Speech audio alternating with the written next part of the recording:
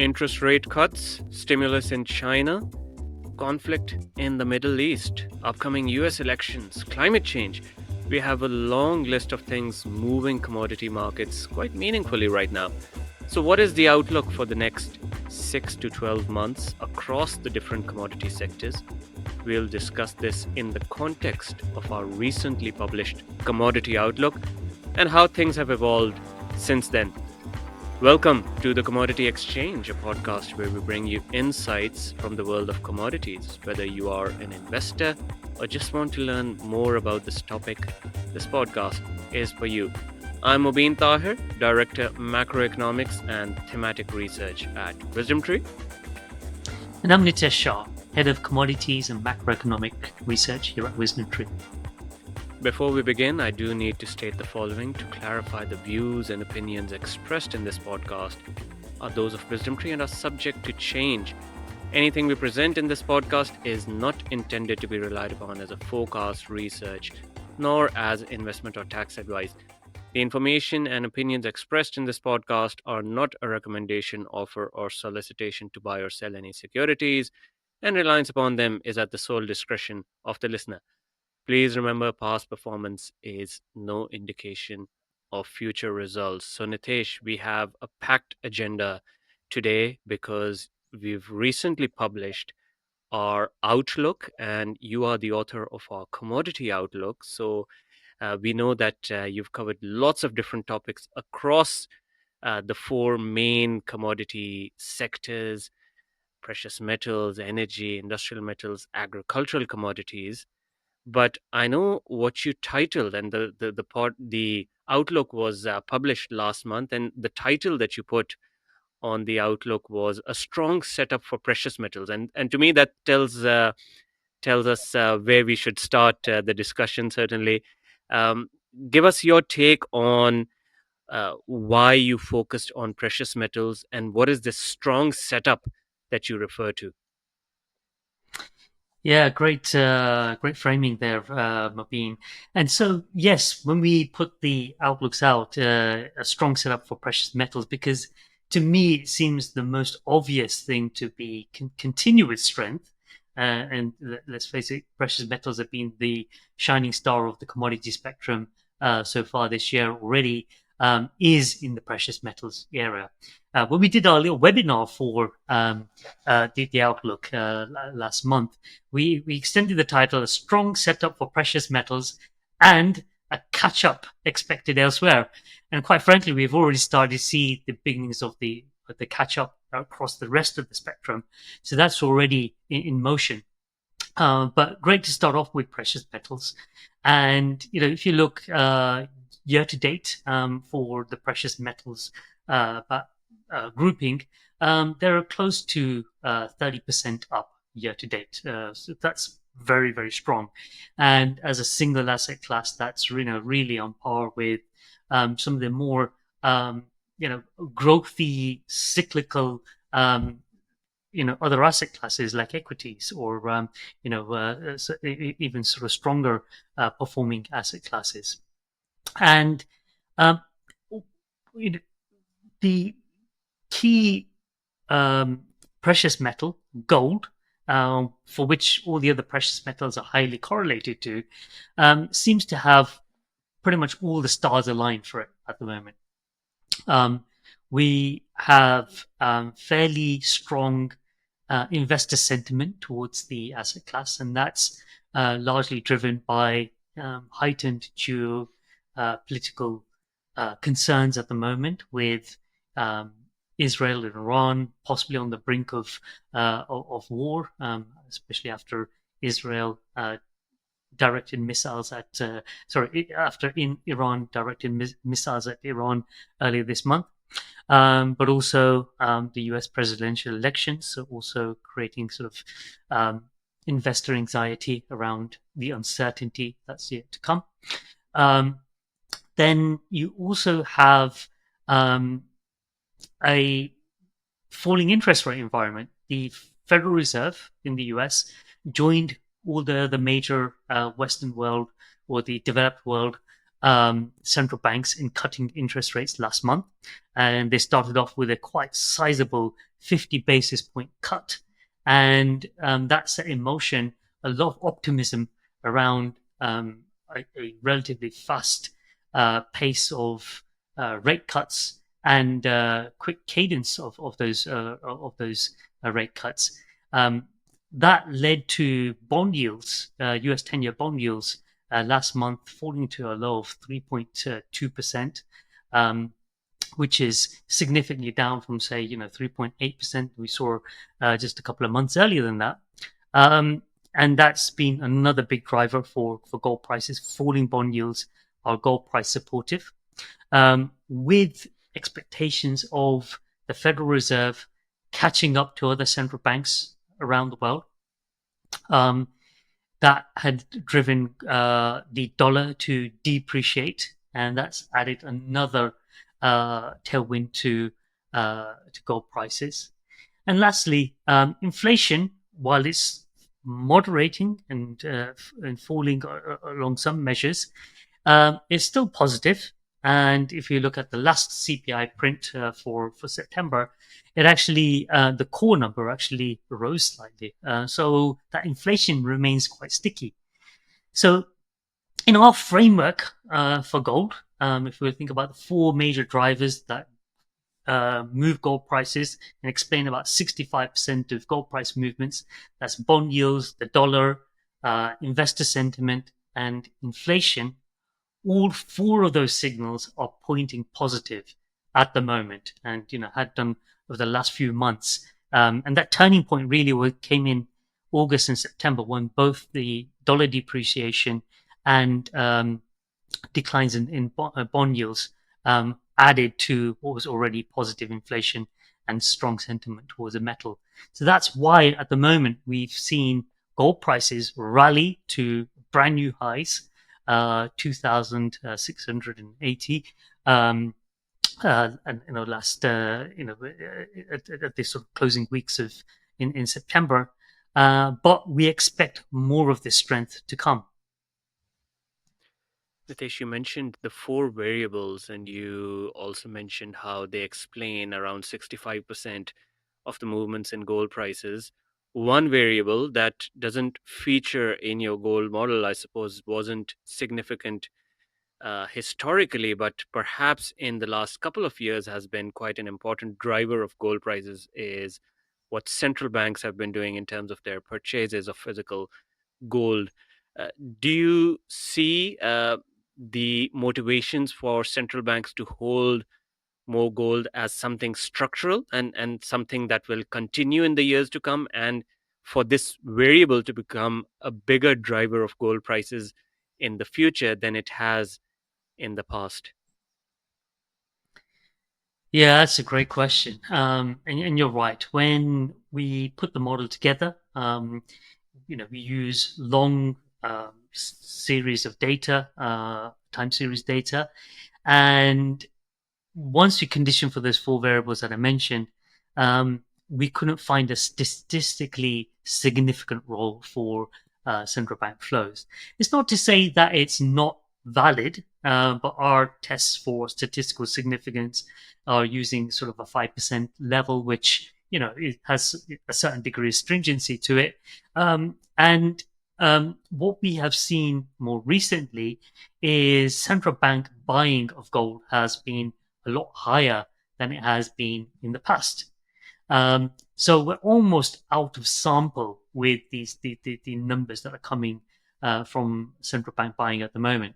And that could be having a very substantial impact on gold prices. But when we look at that long length of data, it hasn't been proven from a statistical standpoint. Now, if we look at the my model, and look at the sort of the fair value of gold uh, prices that come out from that model, um, versus what we actually saw in say the month of September, in looking at it in year-on-year terms, the model pointed towards sort of just over 30% year-on-year growth in in gold for the month of September, whereas what we actually saw was around 43% growth year on year. So there is a bit of a gap there. And I expect that the gap between what the model is had predicted and what we saw in reality is coming from things like central bank buying of gold, possibly resumed flows into exchange traded products for gold. So we are seeing some of these new, or not new, but these other sources of demand for gold possibly adding to the strength that's already represented in the existing four factors. And this has been this elevated central bank buying has been a phenomenon that we've been witnessing since 2022. And what happened in 2022 was uh, the start of the Russia-Ukraine war, and the reaction from G7 countries to that war was to put sanctions in place, and one of the sanctions was to freeze the assets of Russia's central bank, essentially in their currencies. So currencies like the dollar, the yen, euro, they all suddenly became weaponized. And as a result, not only the Russian central bank, but other central banks around the world got spooked. And they fear that some of their currency reserves in G7 currencies could get frozen if they fall onto the wrong side of the G7 from a geopolitical standpoint. And they've been keen to diversify away from those currencies. And the only really viable currency out there is the pseudo currency of gold, because that's not controlled by any other central bank and that has deep liquidity. And unlike, say the renminbi is not, faced with closed capital markets for that fiat currency.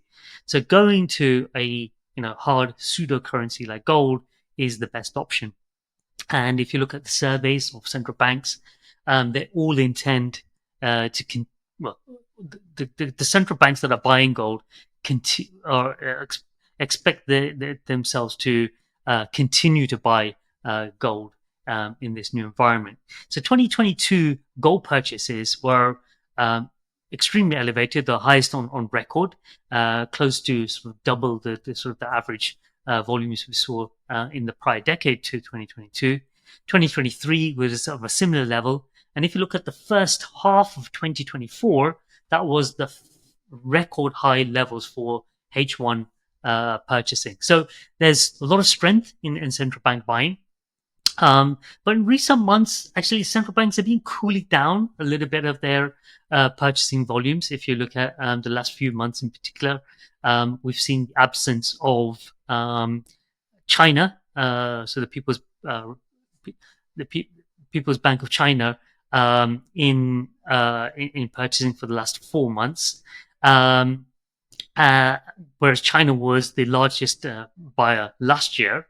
And some of the other central banks have been dialing it down a little bit, possibly as a reaction to some of the really elevated gold prices. But in terms of a structural, you know, change, I think central banks want to continue to be buying gold, diversifying their FX assets. They may just be pausing right now while prices are a little bit elevated. But I think over time, it will start to become something more significant and something that would have to be included in my model. But for now, it's almost an additional factor that I'm looking at rather than being explicit in the model. The other important segment in terms of buyers of gold, Nitesh, are buyers of exchange traded products, investors in that category. And we've historically seen that typically when gold prices rise, we see more inflows into exchange traded products as well. But there was an anomaly maybe in the first half of this year where we didn't quite see that positive correlation between the two things. But now that's returning.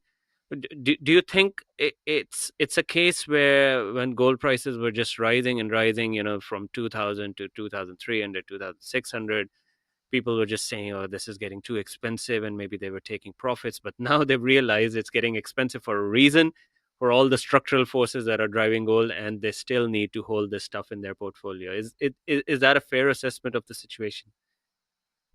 I think that partly explains what was going on. That people were looking for better entry points and kind of missed the better entry points on multiple occasions. But I think, moreover, was back in 2022. Remember, it was still a period of monetary tightening, and during that period, bond yields were rising, as in bond prices were falling, and bonds were really cheap. Now, gold and bonds are competing defensive, anti fragile assets. And when bonds were looking that cheap and you had yields very high, a lot of people were just opting to go to the bond market because you could lock in yields if you held the bond to maturity at quite elevated levels. Obviously, since then, we're now in a rate cutting environment, and therefore bond yields have come down significantly from where they were. Bonds have become a lot more expensive, and therefore the playing field has been leveled out a little bit more, and more people are coming back into gold. And I think that's possibly one of the reasons why we are seeing um, exchange traded product investors return to the asset class, and even return to the asset class at times when we've seen record high prices. But I still get the question all the time from clients. Um, you know, uh, have we missed the boat? Is with gold at a record high? Is this a bad time to buy? Will I be buying at high prices?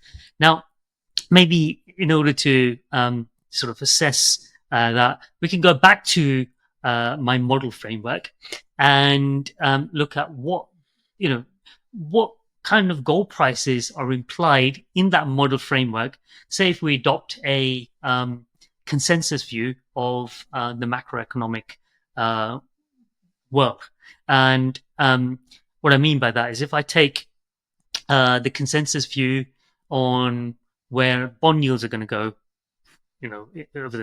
over the coming year, where inflation will go over the coming year, where the dollar will go over the coming year.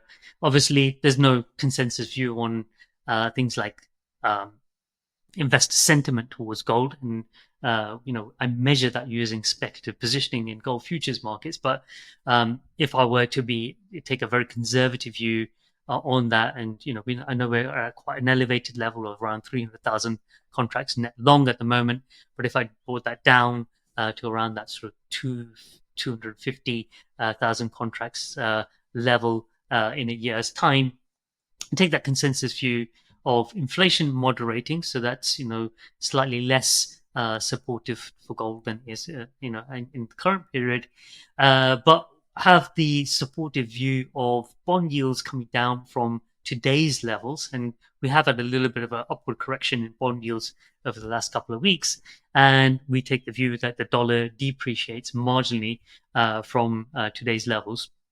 Um, Putting all that into the model, we get a gold price of around 3,030 by Q3 2025.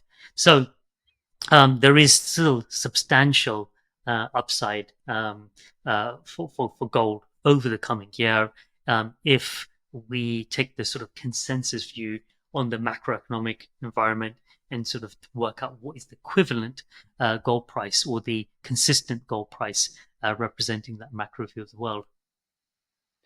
Very good. And Nitesh, one dynamic we always like to track very closely is what's going on between gold and silver. And we know sometimes when they get into a race, silver gets very ambitious and tries to overtake its precious metal cousin.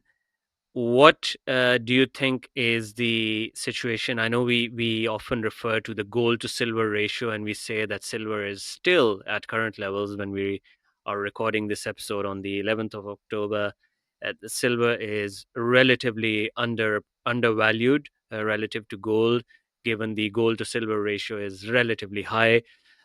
If there is further upside potential for gold and further upside potential in terms of silver correcting that undervaluation, uh, do you think there is an even further upside uh, opportunity in silver? Yeah, so as you state, they are closely related metals, and silver has roughly an 80% correlation with gold. And you're right, when gold goes up, maybe with a little bit of lag, silver tends to go up with that little bit more.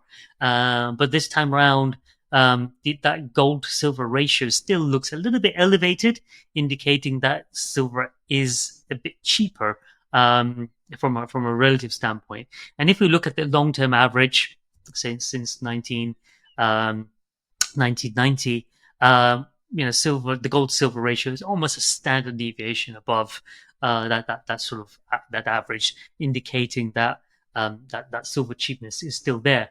But if you think about year to date performance for silver, it's actually outdone gold. So it already started off this year a little bit cheaper, and it regains some of that gap. And if you look at that gold to silver ratio, not since 1990, but the last 5 years, it's actually around the average of the last 5 years. So we may have had some movement in what should, that average relationship be, if there should be an average relationship.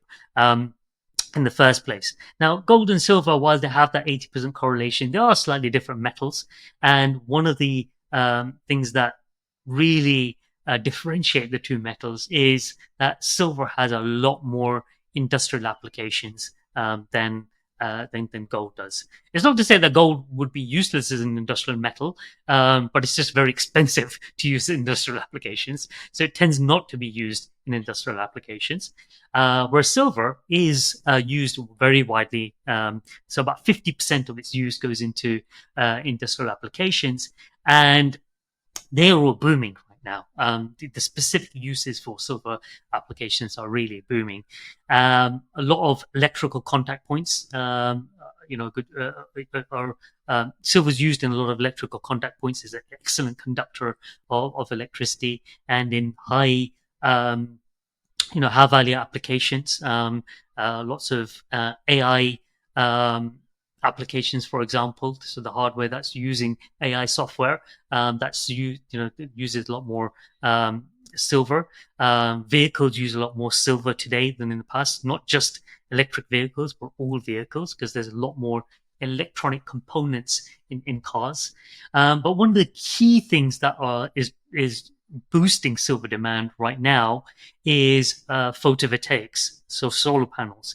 And we are seeing a substantial increase in photovoltaic demand as a transition towards more renewable energy sources is taking place, especially in economies like Europe. And moreover, the more modern solar panels, the most efficient solar panels today are using higher silver loadings than the ones that we used several years ago. And so while a few years ago we were seeing the amount of silver used in each solar panel actually reduce, so even though we saw larger volumes of silver solar panels being installed, because each solar panel was using less and less silver, we saw a kind of a flatlining of silver demand. Now we're seeing a ballooning of silver demand in photovoltaics. And in this year, 2024, we'd expect the silver demand from photovoltaics to be almost double of what we saw, say, back in 2021. So silver is really well placed, and we do believe that it could do even better than gold if it makes that catch up. But also, it's very, very close to getting into a supply deficit. And even when you strip out investment demand, but we know it's in a deficit, including silver demand, silver investment, and it has been for the last few years. So at the moment, we're eating up above ground inventory of silver because not enough is coming through the mines and refining activity. So silver is one of the really strong metals in the commodity landscape. Before we move to energy, Nitesh, a quick take on platinum, palladium. We've seen some life in those two recently as well.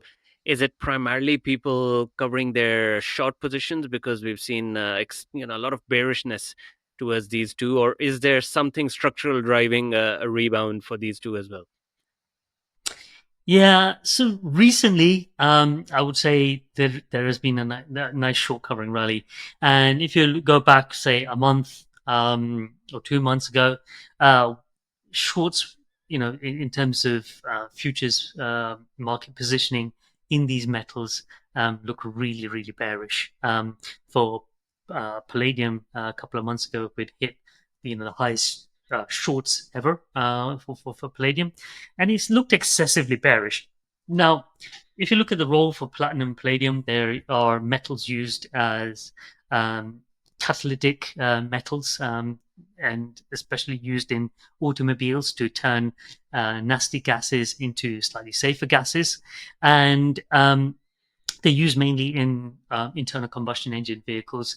And given the fact that a lot of cars are, um, electrifying, the demand for internal combustion engine vehicles over the long term is likely to go lower. There was a lot of pessimism placed on these two metals.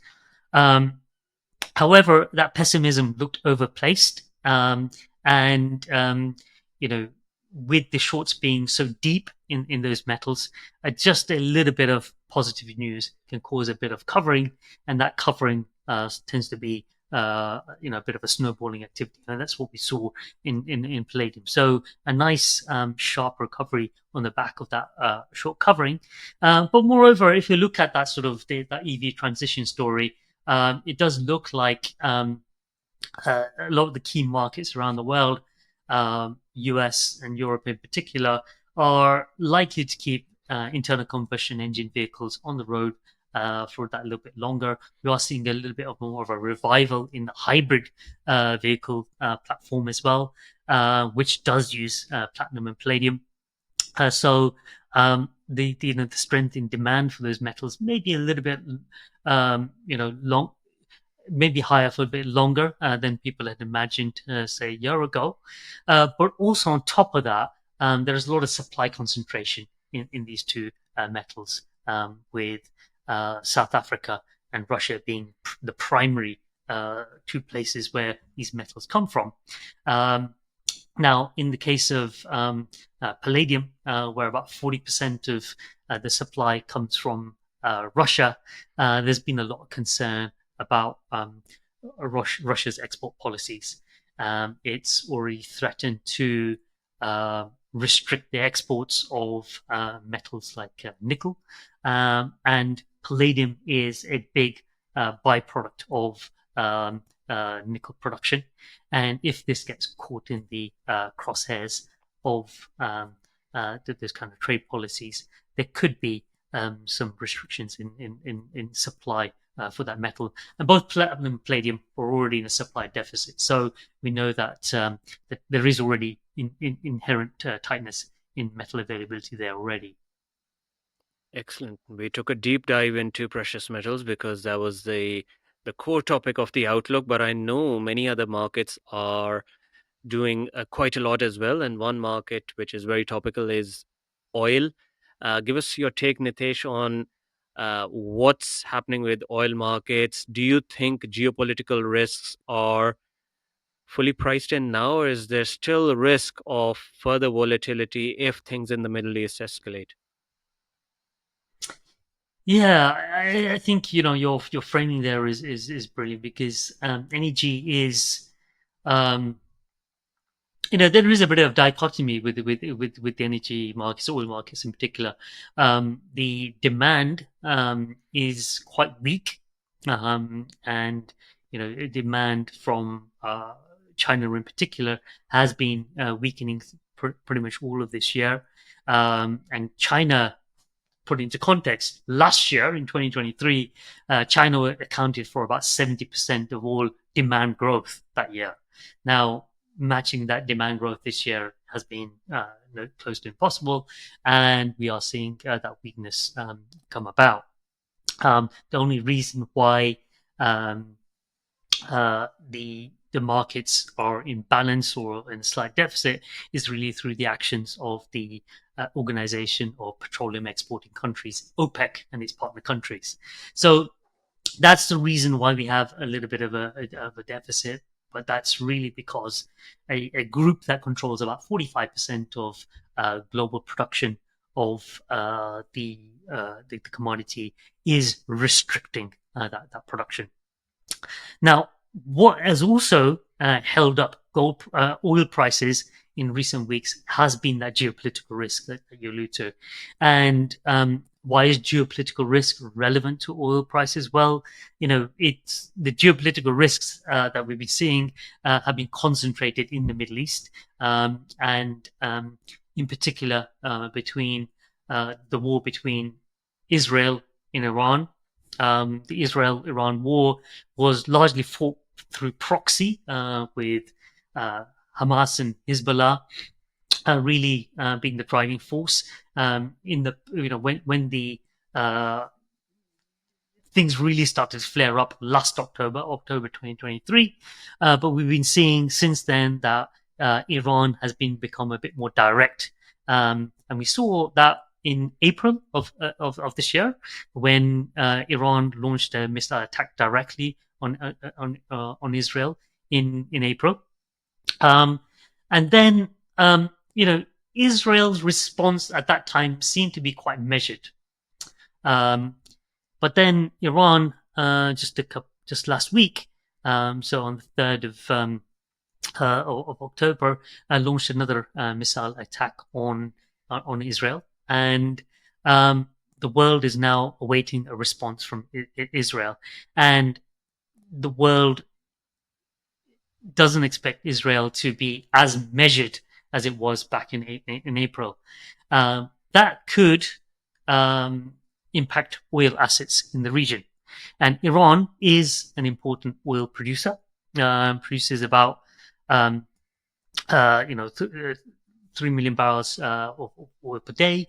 And if you look at the export market, it accounts for about 4% of global exports, which is quite a meaningful number. In addition to that, if you look at the geographic location of Iran, it's next to the Strait of Hormuz, and that is the world's largest choke point for oil transit. So a lot of oil coming from Saudi Arabia, United Arab Emirates, and other Middle Eastern producers go through that strait. And if that strait were to get blocked, that would impact global oil supplies in quite a large way. So, last week when President Biden was asked by a journalist, will Israel attack Iran's oil assets? He made a bit of an off-the-cuff response and said, that's something that's being discussed or something along those lines. That sent oil prices rallying quite sharply at that point because the fear became that oil assets in Iran would come under attack. I think he dialed back a little bit afterwards, saying, they're in discussions trying to discourage that, and oil prices have come off a little bit since then. But anything could happen because we haven't seen that counterattack really occur, and there is that risk that oil assets could get damaged in the Middle East. Nitesh, in the energy complex, another market that we have seen can exhibit sharp movements is, of course, natural gas. Do you think we could expect another 2022 like shock in prices, or has the natural gas market gone back to its usual seasonal patterns of the past? Yeah, so when we talk about natural gas, I think it's good to understand that the natural gas markets around the world are quite fragmented. Unlike oil, which is easily transportable from one region to another, natural gas has historically had geographic hubs. Mainly because most of the natural gas moves through pipeline, so it has to, for a consumer market to utilize natural gas from a producer market, it needs to be fairly closely located to get those gas supplies. And so we have the US market where the main benchmark is the Henry Hub benchmark. We have the European market, where the big benchmark is the Title Transfer Facility (TTF). Then you will have other regional markets around the world, but these are the two big liquid markets around the world. And if you look at either of those markets that have highly seasonal patterns, uh, in recent years, the growth of liquefied natural gas has possibly taken a little bit of that global fragmentation away, because when you are able to liquefy the natural gas, put it onto a ship and send it around the world, it becomes a little bit more like oil, and therefore reduces some of the uh, price differentials across the world. But it's not perfect because the infrastructure hasn't really rebuilt, hasn't been built to the level where it can take away all those frictions, and also the freezing of that natural gas to turn it into a liquid is quite an expensive, costly and process, and therefore adds quite a premium to the gas that's consumed in those individual markets. What happened in 2022 was the Russia-Ukraine war, and in Europe, which is highly dependent on natural gas supplies from Russia, um, Russian supplies basically collapsed. Um, and Russia basically closed the tap of natural gas flowing into Europe. Europe placed loads of sanctions on Russia, and we've come to a world where Western Europe is largely independent uh, of dependency of Russian supplies. What it's done instead has it's built up a lot of um, storage capacity for natural gas, so it can take in liquefied natural gas (LNG) supplies from elsewhere in the world, and also take in more pipeline supply from Norway, and refill these storage capacities during periods of low seasonal demand, and utilize them in periods of high seasonal demand, i.e., the winter. So that seasonality still exists, and if you look at the futures curve for TTF, they are still very seasonal. But that spike that we saw in gas prices in 2022, that's pretty much all gone away. We're back to price levels in Europe that we saw prior to the Russia-Ukraine war. And if you look at storage capacity, even that 30% new capacity that's been built out since that war started in 2022, most of that's been refilled. So we're starting this winter point in Europe with plenty of natural gas in storage, but we are in a new paradigm really, because we don't get that flow of natural gas through the pipeline. Um, if we start to diminish the uh, the store of natural gas, and we don't get shipments coming of LNG fast enough, that could lead to quite sharp spikes in natural gas. So we expect a lot more of a volatile environment for natural gas in Europe. Contrasting, in US, actually we've gone through many seasons of excess supply in natural gas. But more recently, in the last few months, especially during the summer period, the injections into storage were a lot lower. So inventory levels had become lower than what was season expected during the summer periods.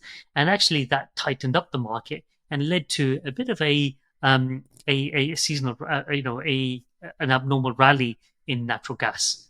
Now, in the US, parts of the US have been battered by hurricanes, which unfortunately takes off some of the consumption of natural gas, especially the consumption in power usage. And so some of that inventory may be rebuilding once again, as the final consumption hasn't been as strong. But up until that point, we were actually seeing a little bit of tightness come back into the market, which was beneficial for natural gases. I'm keen at this point, Nitesh, to turn our attention to industrial metals because this is an exciting sector. You talk at length in the outlook about China doubling down on its energy transition investment. But lately, we've seen towards the end of September, it was ultimately the stimulus from the People's Bank of China that got markets very excited. And we saw a sharp rebound across the board pretty much in industrial metals. So whether or not that stimulus actually makes an impact in stimulating growth in China, markets are certainly excited and want to place a bet on a Chinese recovery. Do you think this rally, this recovery in metals could be sustained, or does a lot hinge on a potential fiscal stimulus down the road? Yeah, so if you look at industrial metals, they are the next best performing subsector of the commodity market, um, next to precious metals. So they've done really well this year, but they had an awful summer. Let's put it that way. You know, the summer period was um, very poor for the commodity complex in general, but industrial metals in particular seem to be drifting lower as we were seeing the macro data from China look quite poor. And we've been waiting and waiting and waiting for the Chinese government to make some sort of stimulus to prop up its economy, especially the real estate segment of the economy, which has been in free fall for a few years now. Um, so the news from the People's Bank of China last week was extremely welcome. Um, that indicates that the central bank is ready to tackle some of the uh, macroeconomic concerns head on, especially the concerns around the real estate sector. So, loosening up some of the conditions for taking out mortgages, especially on second homes, loosening the interest rates for those mortgages could start to revive that real estate market, which has been, doing very poorly. But um, you know, shortly after the PBOC made its announcement, we had the so-called Golden Week in China, which was basically a holiday period. And at the time the PBOC had made the announcement, there was a lot of speculation um, that China will follow up with fiscal stimulus as well. So the government would also add to this by providing some support to other sectors of the economy over and above interest rate cuts and reserve requirement ratios and those sort of things. Now, the NDRC in China, so the kind of development committee, had an opportunity to make some announcements earlier this week. They really disappointed. They didn't really make any meaningful announcements or didn't expand on what sort of fiscal stimulus could be offered. But we're recording this on the 11th of October, which is a Friday, and on Saturday, the 12th of October, the Ministry of Finance has scheduled a press conference, and therefore there's a lot of expectations at that point. We'll get more information about a fiscal stimulus. So we don't know at the time of this podcast recording whether it'll be there, but given all the hints of fiscal follow through, there could be something to come. And we believe that it's going to be an important part of the messaging. And we believe that the real estate sector does need some support over and above what could be provided through the monetary channels, in particular special funds for developing new real estate projects, potentially some infrastructure projects. But we know that what's China's new approach to managing its economy has been to shift away from trying to just prop up ailing sectors and sectors that don't have long-term demand, given that its population growth has really plateaued. And what China has been doing more recently has been to shift its focus to promoting certain industries. And the energy transition industries have been something that has been promoting, and we expect some of the stimulus to be helping that sector as well. And when I talk about energy transition sectors, I'm thinking about um, the solar panel industry, the battery industry, and the electric vehicle industry, which China is the leading country across the world and is actively promoting those industries for exports as well. So, but it still had got a long way, even domestically, to get um, full penetration of those markets in terms of a shift towards renewable sources of energy or electric vehicle adoption as well. So I think there's going to be a lot of emphasis on that, and those industries are extremely metal intensive industries. Um, and we know already that China's spending on grid infrastructure, so that's putting transmission cabling, distribution cabling, those kinds of things, is already at record highs as of last month. So it's already spending a lot on this, and we expect that to be something that will consume lots of copper and lots of aluminium down the road. Excellent. So it seems like the structural story relates to the energy transition and all the investment that China is doing on that front, and indeed the world is doing on that front. But maybe the recent stimulus has been just a sort of catalyst markets needed to revive some of that interest in the sector and maybe improve on the bearish sentiment that has plagued the sector in recent months, which is good to see. Evolving story. We'll keep an eye on what's happening in the sector. But before we close, Nitesh, one sector we haven't touched on yet is agricultural commodities, and I know in the years so far, there have been many uh, tactical opportunities for investors in this space. I would like to mention one of the blogs our colleague Anika Gupta she wrote on cocoa earlier this year, where she compared the cocoa market with Nvidia in terms of how the two things were moving and gathering market interest. I suppose people were looking at either chips or chocolate, and strong movements in both. But we've seen cocoa making strong moves, this year. Coffee, another one, both affected by weather conditions, which typically is the case with agricultural commodities. It tends to be weather disruption that causes supply side disruption and ultimately price appreciations. Uh, Tell us a little bit about what's on the horizon, because we do talk about El Nino and how we are now moving towards a La Nina weather pattern, and both are disruptive towards agricultural commodities.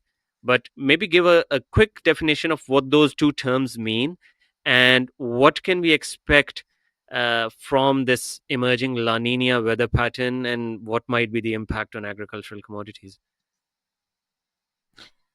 Yeah, so I think great framing once again there. Cocoa prices, I love that, fivefold increase in the span of a year, and that just tells you about the power of um, one weather, but also planting concentration risk, and that's some of the key things that's worth thinking about in the ag space. And there are lots of tactical opportunities in this space because there is concentration in growing.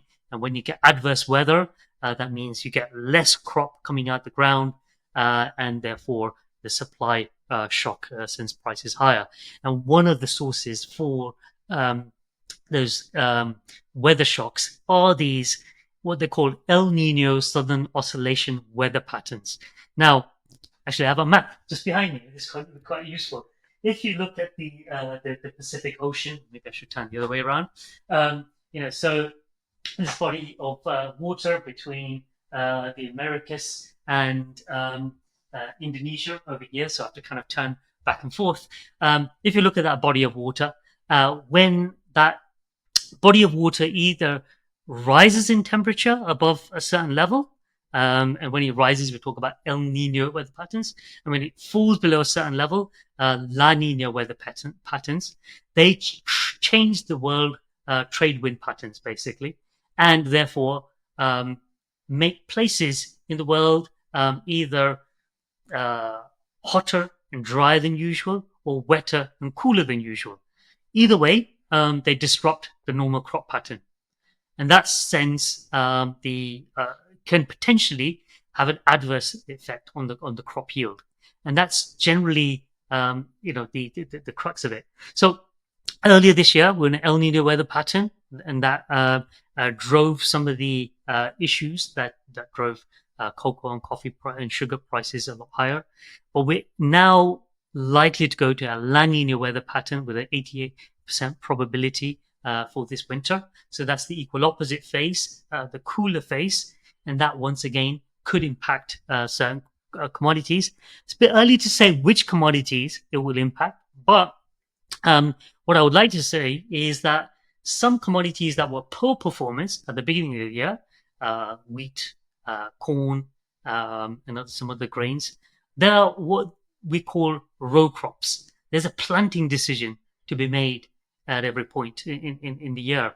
And because of some of the wheat price performance earlier this year, farmers are taking that choice to plant less of them.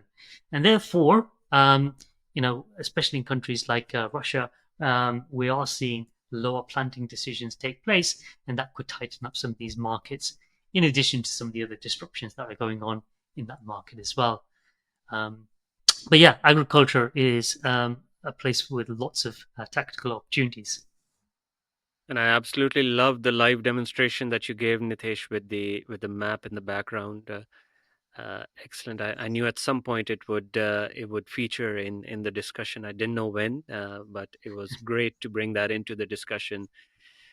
Anything we've missed, Nitesh, that might be worth before we close in terms of your key messages from the outlook? Anything else you think we've missed in the discussion today?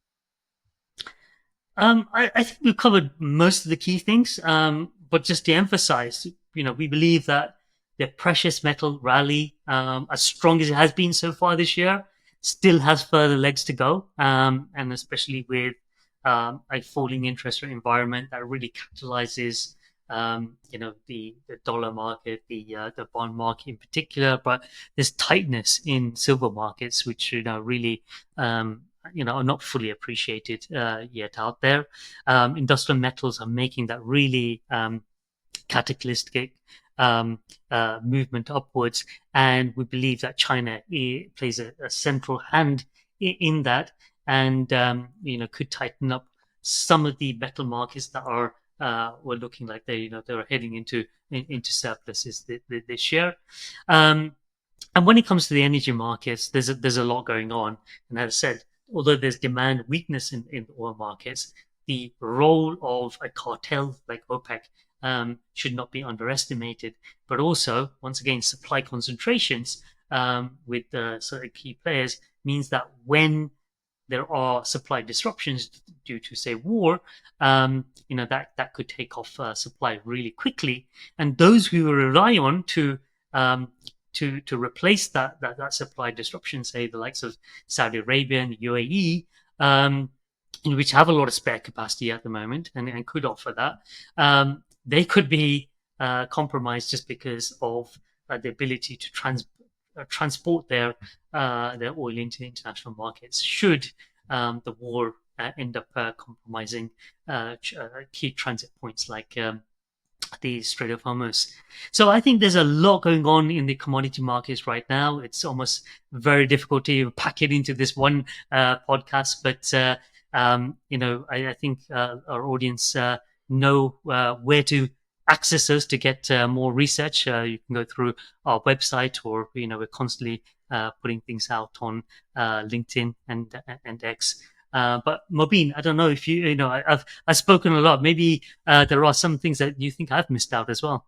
That was precisely my plan, Nitesh, given my sore throat to do all the questioning and make you do all the talking. But I think we've managed to get through all the key topics, and it was an excellent overview. I think there's a lot to watch out for. I think for investors in commodities, like you said, there's a lot going on, and a lot going on for lots of different reasons, which is very interesting. I think there's monetary policy, there's elections, there's geopolitical risk, there are weather disruptions, there's an energy transition happening, stimulus happening in China. So many things to look out for, and of course, potential impact across sectors. So stay tuned, a lot more to come from us. And of course, thank you very much for listening to this episode. We hope you enjoyed it.